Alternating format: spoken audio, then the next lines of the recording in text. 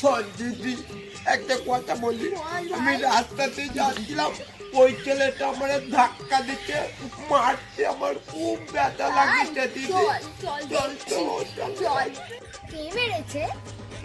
আমাকে দেখ, এই ছেলেটা মেরেছে, এই ছেলেটা। ও এ মেরেছে, ঠিক আছে।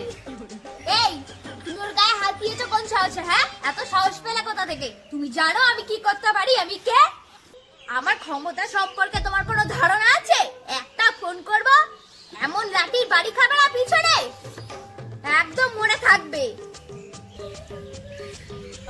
তুমি কে? শোনো, আমার নাম কেলটু। ভালো করে শুনে রাখো, তুমি কান খুলে শোনো। আমার সঙ্গে যে বেয়াদবি করবে, যে শয়তানি করবে, তাকে আমি একবার না 100 বার মারবো মারবো মারবো। তাতে তোমার যাকে ডাকার তুমি ডেকে নিয়ে আসতে পারো, আমার কিচ্ছু যায় আসে না। বুঝতে পেরেছো? যাও, এখান থেকে যাও তো, যাও। ঠিক আছে চল। শোন ভাই, দেখ আমি শুধু ওর কি মজাটাই না দেখাই, তুই শুধু দেখ। 7 সালের বড় ছেলেকে বলছে ভাই। আরে সর্বনাশ। কি ভাইকে ভাই বলবো না তো কি দাদা বলবো? ও তো আমার থেকে 5 বছরের ছোট।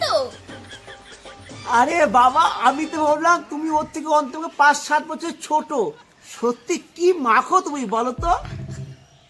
ও আমি তো মেনটেন করি, রাত্রিবেলা বেসন মাখি দুধ দিয়ে, দিনের বেলা হচ্ছে মুসুরির ডাল মাখি, মধু খাই, ফল খাই, অনেক কিছু মেনটেন করি তো তাই। তোমাকে এত সুন্দর আমি ভাবতে পারিনি।